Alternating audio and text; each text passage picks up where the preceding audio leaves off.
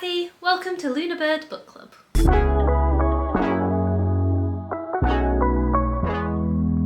Hello, my name is Cathy. Big welcome to you if you are new to this channel. We normally have Rachel here with us too, but I'm on my own today because today I'm reporting back on my TBR challenge.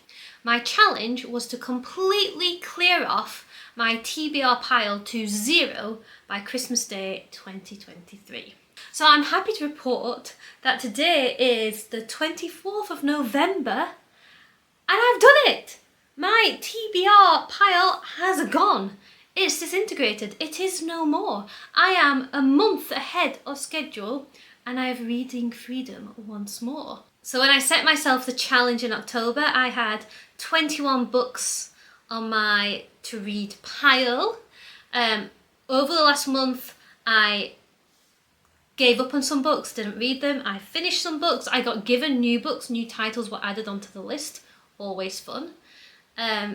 So it was really hard to keep the list up to date, but I did take little videos here and there of how I was getting on with the challenge. So I'll let those clips play now. Some of them were taken on my phone, some were taken in the car, some were taken when all was about, so the quality and concentration of myself will vary throughout, so enjoy that variation. So yeah, I'll let past Cathy speak now. Hello! So I'm just doing something that a lot of mums do. I'm sitting in the car waiting for my child to be done with her after school activities.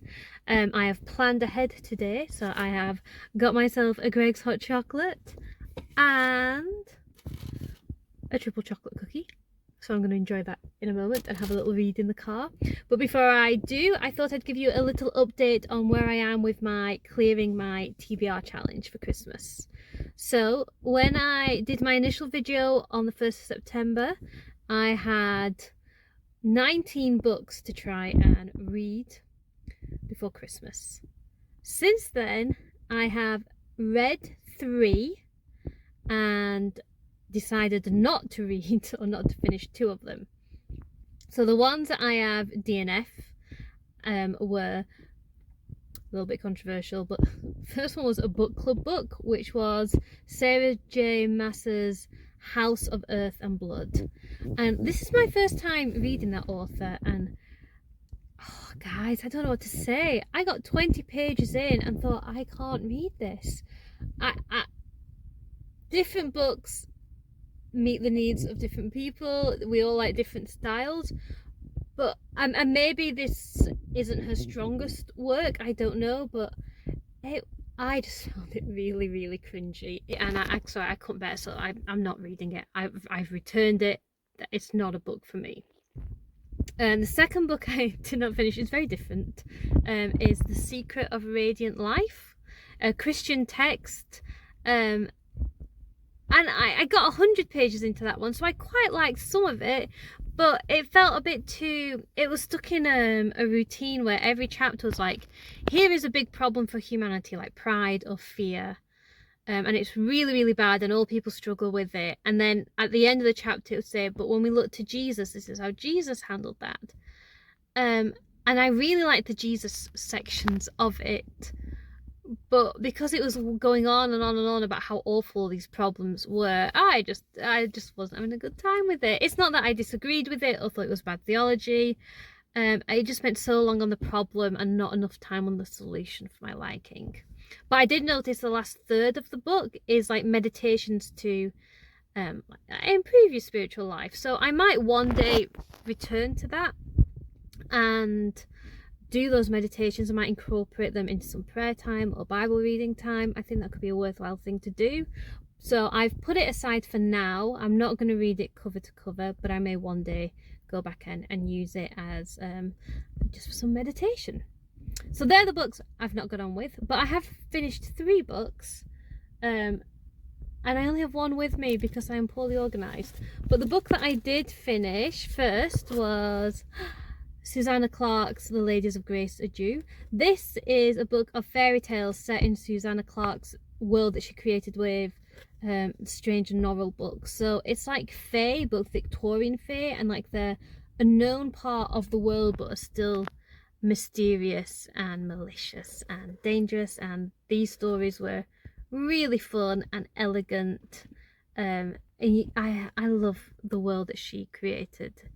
I actually haven't read Strange and Norrell, but I've read Piranesi, and I watched a TV show of Strange and Norrell, and I've really enjoyed this book. It was really beautiful. I loved it. And then the other 2 books that I haven't got with me in the car because I was not that organised were Winters of the World, which was a book about going through the year using Anglo-Saxon nature poetry and prayers and reflections and stories. And I so enjoyed that. So it just walked through how Anglo-Saxons related to every season of the year and what was kind of going through their minds and how they observed certain seasons and celebrations and festivals. And it sounds really dry when I talk about it. Do you want to read a book on Anglo-Saxon nature poetry? If you don't, you don't, but I really loved it. It wasn't dry at all. It was really interesting, and the way she talked about language and the roots of some of the words that we use today that can be traced back to Anglo-Saxon language and their poetry, I found really fascinating and interesting, and a really moving way of thinking about time and years and seasons and life, and I really enjoyed that. And then the last book that I have successfully finished was Botanical Folk Tales of Britain and Ireland. And that was just, again, really fun, looking at folk tales from all over Ireland and Britain. And again, that went through the year, starting in spring all the way back round to winter. And really fun, really easy to read. The author has also written botanical folk tales that are connected with woodland and folk tales that are connected to water. And that sounds really interesting. So I might go and get the whole set eventually. So yeah, that's what we're going 2 weeks in, 3 books finished, 2 books put away. Oh, and I started this last night, The Husband's Secret by Liane Moriarty. I only started it last night, and look how far I'm already into it. You know, after saying that I only read 20 pages of that other book and had to give up because it's so cringy, this is the opposite. This writing is witty and fun and believable, and I'm already hooked into these characters, and I want to find out what happens, but I'm in no rush for it to end, but I have to know what happens. So yeah, that's what I'm up to, and I'm gonna now eat my cookie, drink my hot chocolate, read my book until it's time to get the kid. Okay, another very quick update whilst I'm in the car about to go to my book club. Car at the back is an absolute mess, so sorry about that. It's the 22nd of September. I finished The Husband's Secret last weekend. It was amazing, really gripping, really thrilling. Absolutely loved it. Couldn't read it quickly enough. I'm currently reading, and I've nearly finished, Blood in the Mist. It's a beautiful fairy tale story written in 1926. I'm really enjoying it. The prose is just mwah. But because the prose is so beautiful, and is it a complicated story? It's a mature story. I can't rush through it. I'm having to take my time and savour it. This isn't one to read as quickly as possible and pass up. So I have been reading this all week. I will finish it today, I think, if I'm lucky. Or tonight. I've got about 15 pages left, so that's been really good. And then the next book I'm going to read is The Black Air by Jennifer Lane. I'll read what it says on the back. This is set in the depths of rural Lancashire as a community marks the 400th anniversary of the Longbrine witches' deaths. This is a story about obsession, mental health, disordered eating, the supernatural, and the lengths that teenage girls will go to for the sake of all-consuming female friendships. So yeah, really looking forward to getting into this one. And that's what I'm up to. I gotta go and be social now. See you soon. It's the 30th of September. I have just finished this book in like the last 10 minutes, The Last Garden in England. This has been a really good read. It's a story of a garden and 5 women's lives who intersect with it. And a part of it is historical, starting in 1907, and some of it's set in modern day times. A really beautiful book, and I'm really glad I read it. But now I have the fun task of choosing what to read next. So this is how my TBR shelf is looking. It's looking pretty good.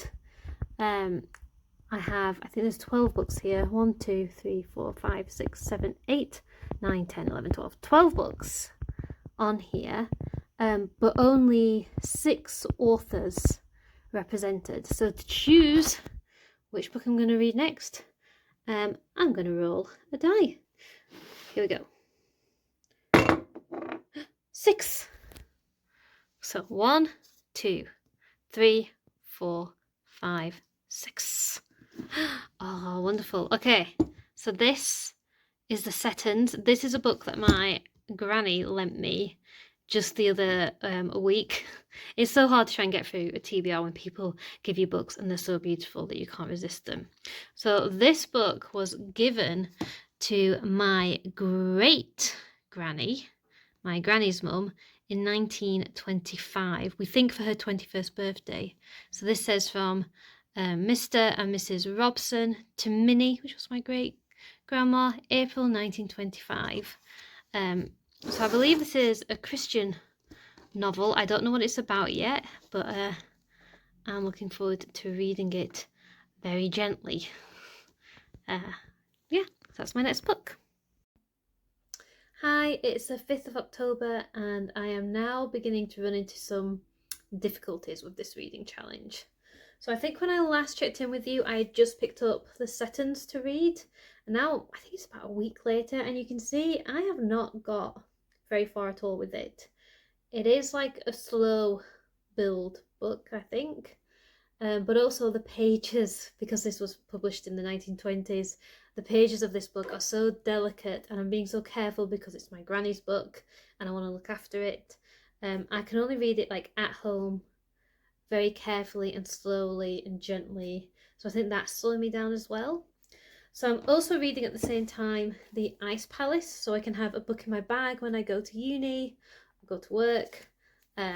So something a bit easy to carry around. And although this is a very slim book, I am not progressing through this quickly at all. I think I'm about 60 pages in.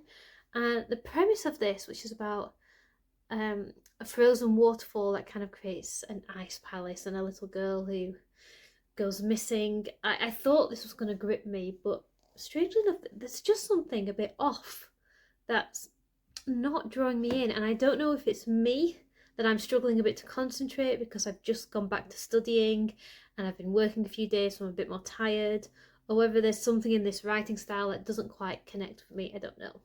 So there's 2 books that I am not racing through at the moment, so that's slowing me down. And then the second thing that's slowing me down is challenges. I keep getting new books to read, but I think neither of them are quite my fault. So the first one that I've got to read is Hideki. I'm not quite sure how you pronounce this. So I got given this as part of my Masters in Publishing course with UClan, because UClan Publishing have just published this. And I do want to read it. It sounds absolutely fascinating. It's based on Japanese folklore and it's kind of about the struggles of being a mixed race family. So I do want to read it. It's like a fantasy YA novel. I think it's going to be really, really good. I can't wait. It's going to delay me on my clearing the TBR by Christmas challenge, but I am looking forward to reading it. And I got to meet the author, which was really cool, and he signed the book for me, AJ Hartley, so he was a very nice man, a very lovely man. And then the other book that I've picked up is The TikTok Stable, The Song of Achilles, because this is my book club book for this month. So obviously seen this book around absolutely everywhere, and yeah, I gotta get it read before November, I think. So I've picked it up from the library today and I will have to read this soon. So they are, like they're 2 book gains that I guess I needed to get, but it's not good for my challenge. And it's also not great for my challenge that I've not been hooked by the most recent 2 books that I've picked up. So what I really need to do is just get on and read it. I've only got 3 weeks to read The Song of Achilles anyway, so I've got to get that done. Maybe I should try and just push through, finish The Ice Palace today, start The Song of Achilles tomorrow and have that on the go, and try and get the settings finished over the weekend. And then I can get back to the rest of the books on my TBR, which I'll show you. This is how the TBR is looking, if it can zoom back. Okay, that's my little TBR stack back there. It's not too huge. This is still a doable thing. I just need to get on and read, I guess. Hello! It is now November, a month since my last update. Dun dun dun! Dun dun dun! Orla is here. She's hanging out with me, so you might hear her chip in on this update. So, despite what I said last time, October ended up being a very successful reading month for me. I did put down 3 books that I didn't end up getting along with, but I did finish The Ice Palace. That's gone back to Rachel now, and we have filmed a vlog reviewing it, so if that's out by the time this comes out, I'll put a link below and you can hear what I ended up making of The Ice Palace once it was finished. I finished The Song of Achilles, and that's gone back to the library, and I enjoyed it way more than I thought I would. And also, one of them you kept in for 3 more weeks than you were supposed to, so you had to pay. Yeah, I was late returning The Song of Achilles. And for 3 weeks. Yeah, so that cost me £1.70 in the end, but I can't begrudge going to the library, and I just completely forgot to return it, which is not like me, but there you go. I finished some other books too. I finished Walking the Invisible by Michael Stewart. This was a non-fiction book about the Bronte family, where the author retraces their steps on walks that they would have done and places they had visited. Ooh. Or where different family members were born or died. Really interesting book. If you're interested in the Brontes and northern landscapes and literature, I'd recommend this. It was a lot of fun. Then I also finished The Winter Ghost by Kate Moss. I've read so much of Kate Moss this year, and this was a really good, fast-paced ghost story. Which is your favourite Kate Moss book? My favourite Kate Moss book? This year. This year. I think it's probably The Labyrinth. I really enjoyed that one. But this was good fun too. It's not the same as the film. Oh. And then, after I'd read those, I moved on to Alice Thomas Ellis. So this is The Fly in the Ointment. This is part of her Summer House trilogy. I also read... Where's the clothes? I also read The Clothes in the Wardrobe, but I don't know where I've put that now. So, The Clothes in the Wardrobe, The Fly in the Ointment, and The Skeleton in the Closet are all part of a trilogy where it follows the same impending disastrous wedding of a young woman called Margaret to an older man called Syl, and each book is from a different perspective of people connected to that wedding. And it's just a very witty black humour drama, and I really enjoyed it, so I was really glad to read that. And all of that means is that right now I am so close to finishing my TBR challenge. I think I've got 5 books left to read. Oh, hi Orla. So, Orla's holding up one of the books I've got to read. So, 4 of the ones I've got left are Alice Thomas Ellis books, and as you can see, they are fairly short. So I think I'm going to get through these quite quickly. I'm currently reading Unexplained Laughter. That's about a young woman called Lydia who... I chose that. You did. Orla chose it for me to read. You said Unexpected Laughter again. Oh, it's called Unexplained Laughter, not Unexpected Laughter. That's the 5th time you said it. I keep getting the title wrong. It's about a young woman called Lydia who runs away to a Welsh cottage in the countryside to hide from heartbreak, and it's described as a black comedy. I'm enjoying it so far.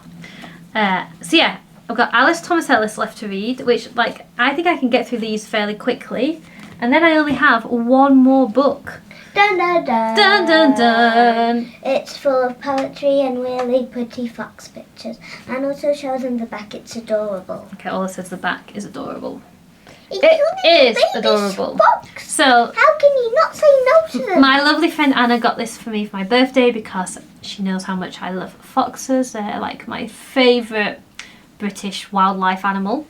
And yeah, this is just a really beautiful coffee table book full of photography Coffee table book. and thoughts on foxes. Yeah, coffee table, like they call them coffee table books because like they're so big you tend to put them on top of a coffee table and then you can just leaf through them when you're chilling out. Okay. So I'm saving this one to last. But I'm quite excited now because it's beginning to feel like I really am going to finish all these books before Christmas. Maybe even before December. What? That's just my quick update. It's going well. I'm excited. I am looking forward to reading this last handful of books. Are you excited too, Orla?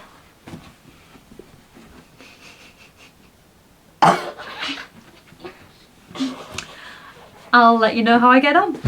Okay, so since that last final update, which was just a couple of weeks ago with Orla and the Complete Madness, I'll tell you what happened. Basically what happened is I gave up on nearly every book that was left on the to-read pile.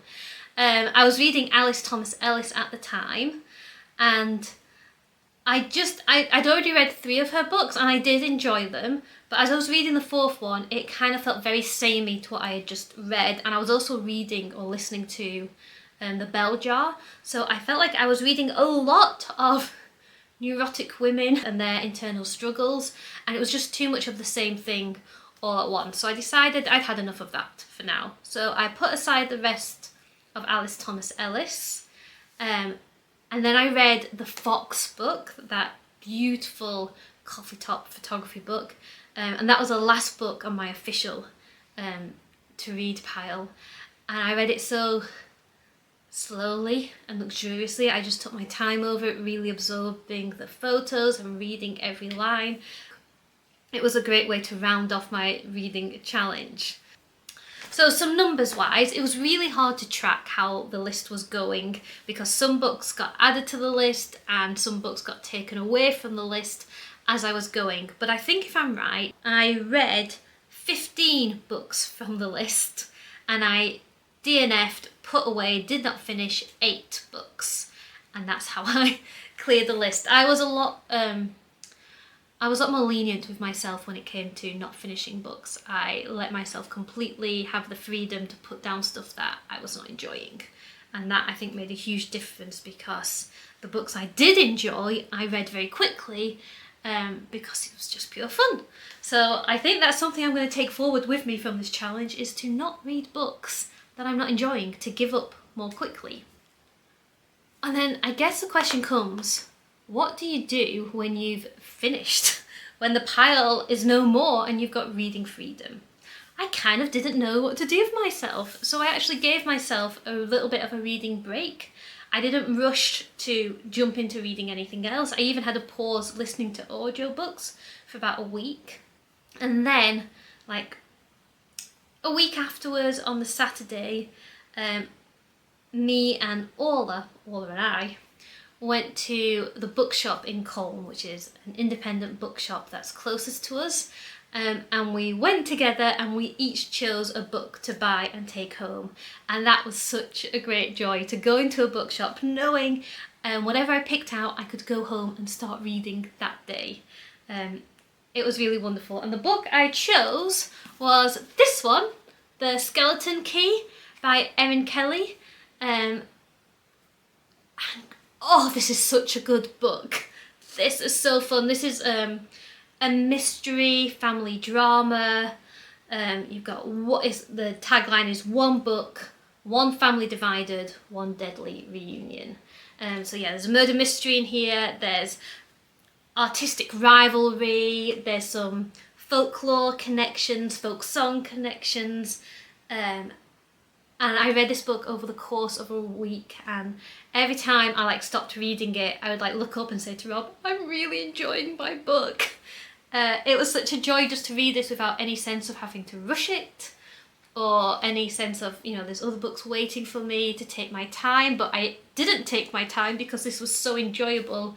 I just picked it up at every opportunity and I really, really enjoyed reading it. Yeah, so picked it up almost on a whim at the bookshop and loved it.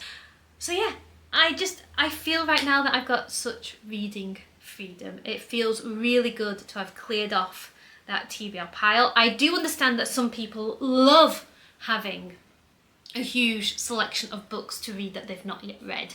I get it. It's not for me. I like the books I haven't read to be out there in the world. And I like the books in the house to be ones that I've already decided I love. So yeah, I'm excited. I'm going to really try and keep my to-read pile manageable.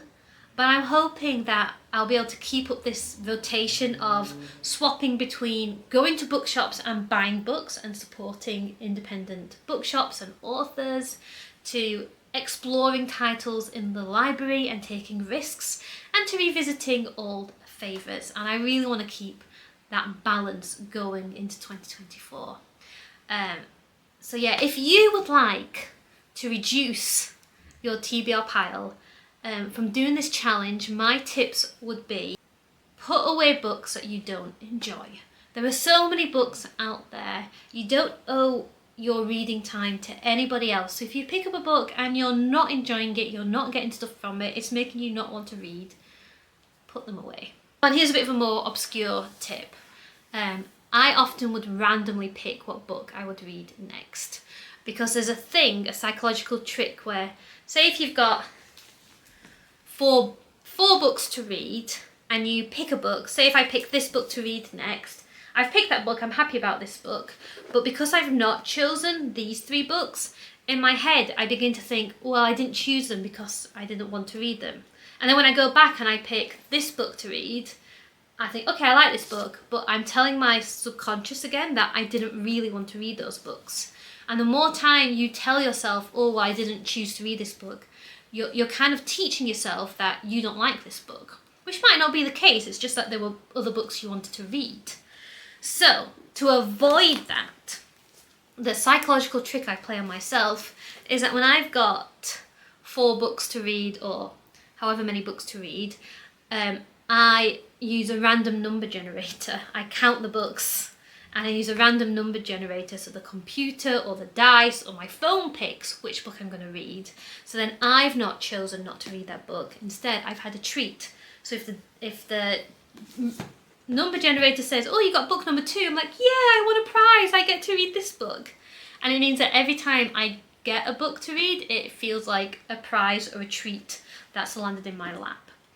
These are the psychological games I play with myself, but it works. So if you, yeah, that's my little tip. My obvious tip, put down the books that you don't enjoy. My non-obvious tip is use a random number generator to pick what book you read next, so that way it feels like a treat or a surprise. And if what the generator picks is a book and you pick it up and you go, oh, I didn't want to read that, that's telling you that you don't want to read the book. So don't read it. Yeah? Okay. I have 7% left on this battery and I think I've said everything I need to say. Yeah, I highly recommend giving yourself a push to reduce the to-read pile. I am so looking forward now to my reading in 2024. I feel like I'm set up to have a really good, fun reading year. So thank you so much for watching. I've so enjoyed doing this challenge and reporting back to you. I hope you've enjoyed this video too. Please do like and subscribe. We're still a fairly new channel, so every little bit of interaction helps us out.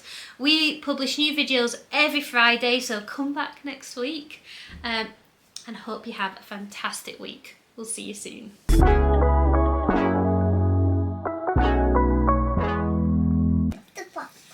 So yeah, this is like a coffee table photography book. Oh, Rob's here too. The whole family's getting involved. What's this? This is going to Rob's be in the brought me the microphone. isn't it? Should we do the whole thing again? Let's do the whole thing again.